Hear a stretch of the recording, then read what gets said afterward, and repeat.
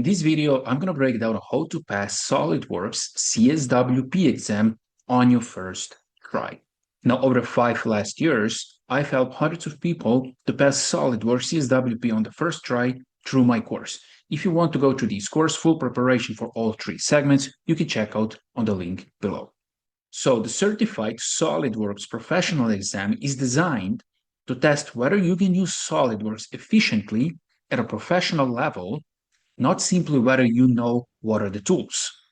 So to pass the exam, you need 3 things: strong knowledge of the required tools, number 2, reliable modeling strategy, and number 3, speed to complete each task under time pressure.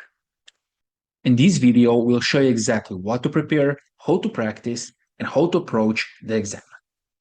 First thing, understand the CSWP exam structure. Now, the CSWP exam is divided into 3 independent segments, and you can take each segment separately. And your CSWP certification is awarded automatically after you pass all 3 exams. So, segment 1 exam is about part modeling from a drawing. The time for this is 70 minutes, and the passing score is 75 points out of 105 points. So in this segment, you're going to have to create and modify a parametric part based on technical drawings.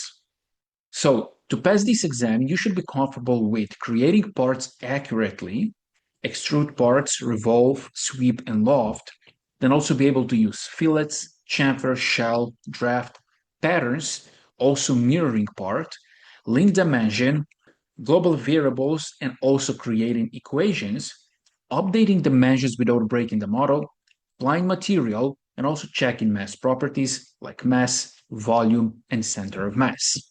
These segments will test more than your ability to reproduce a shape. Your model must be built with a correct design intent so that it can survive several dimensional and geometric changes. Because through the exam, you're going to have to change dimensions and you're going to have to change features. So this is segment 1. Segment 2 is about configurations and design table. Time for this is 50 minutes, and you must have 77 out of 104 points to pass the exam. This segment focuses on creating and managing different versions of the same part. For this exam, you should know how to create configurations, how to create derived configurations, how to suppress and unsuppress features, how to change dimensions between configurations, how to modify existing feature tree, how to rearrange features when it's necessary, how to create configurations using a design table, and how to calculate mass properties for a specific configuration. And the last one is segment 3, and this is assembly modeling. Time for this is 80 minutes, and you must have 77 out of 109 points to pass. In this segment, you're going to have to create and modify assemblies. So you should be comfortable with inserting components, fixing and floating components. You have to use standard mates, but also advanced mates, like width mates, angle and distance mates. When you talk about angle and distance, I'm talking about a range. That means minimum angle, minimum distance, maximum distance. Then replacing components, inserting sub-assemblies, moving and rotating components, collision detection, interference detection, creating coordinate system, and also calculating mass properties as mass, volume, distance, and also center of mass. Your assembly must remain movable and behave as required. Adding unnecessary mates can fully define the assembly incorrectly or produce mate conflicts later. Now, once we cover the structure of the exam, number 2 is do not take the exam too early. So what it means: knowing the basics of SolidWorks tools is not enough for a CSWP. So before attempting the exam, you should be able to model complex parts without following specific tutorial.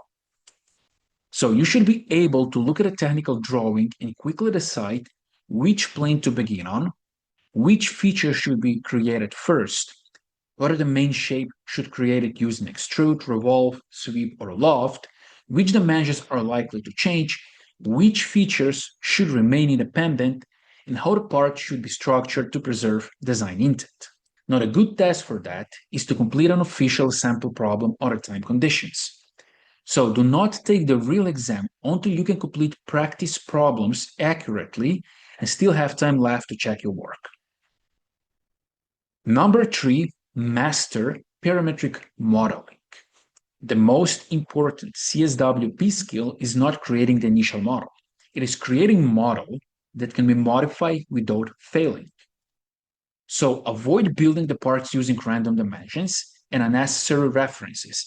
Instead of that, create clear relationships between features. A strong CSWP model should have fully defined sketches. It should use simple and stable references. When we talk about references, we talk about planes, axes, and so on. Contain a logical feature order. Avoid unnecessary external reference. Don't add too many references. Rebuild correctly after dimensions changes, and also preserve the required design intent. After creating every practice model, change the major dimensions, and then check if the model breaks, and then also figure out why it breaks, and then also see how to fix these errors. Number 4, become fast with mass properties.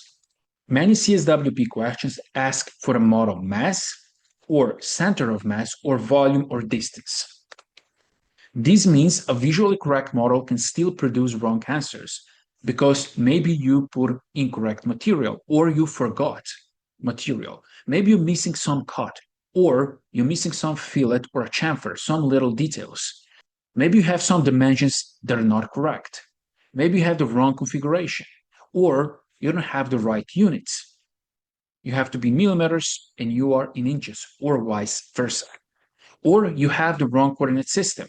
So when you go to mass properties, you can choose whether you want to calculate center of the mass relative to the default coordinate system or the one that you have created. And also you have to check out whether you have maybe suppressed or unsuppressed features. That's why after every major model modification, rebuild the model, confirm active configuration, check assigned material, open mass properties, and compare the results with available answers. Because mass properties are not only used to answer the questions, they can also help you to detect modeling mistakes. A very small difference usually suggests a minor dimensional or feature error. That can be maybe you forgot fillet or a chamfer. A large difference often indicates that a wrong material, configuration, or major feature was used. Number 5, practice under real exam conditions. To prepare for a CSWP, do not only watch videos, because watching someone else's complete model can create impressions that you understand the process. However, the real test is whether you can complete it independently under time pressure. That's why you have to practice on the real exam samples under exam conditions.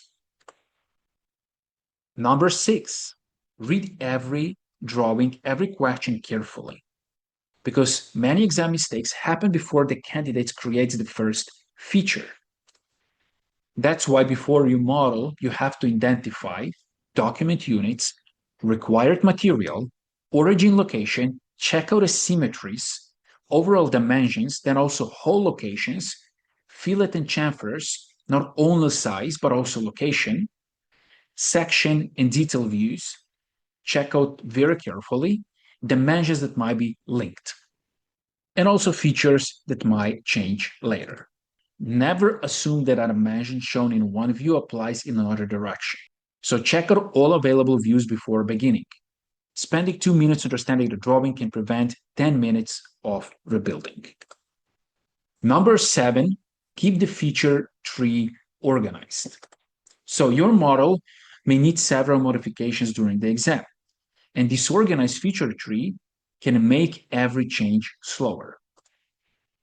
So that's why use a clear modeling sequence and rename important features when it helps, especially the main base feature, major cuts, patterns, reference planes, new coordinate system you create, and also feature controlled by equations.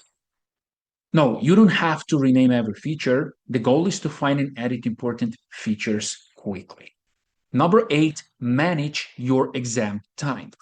So the CSWP is partly a test of time management.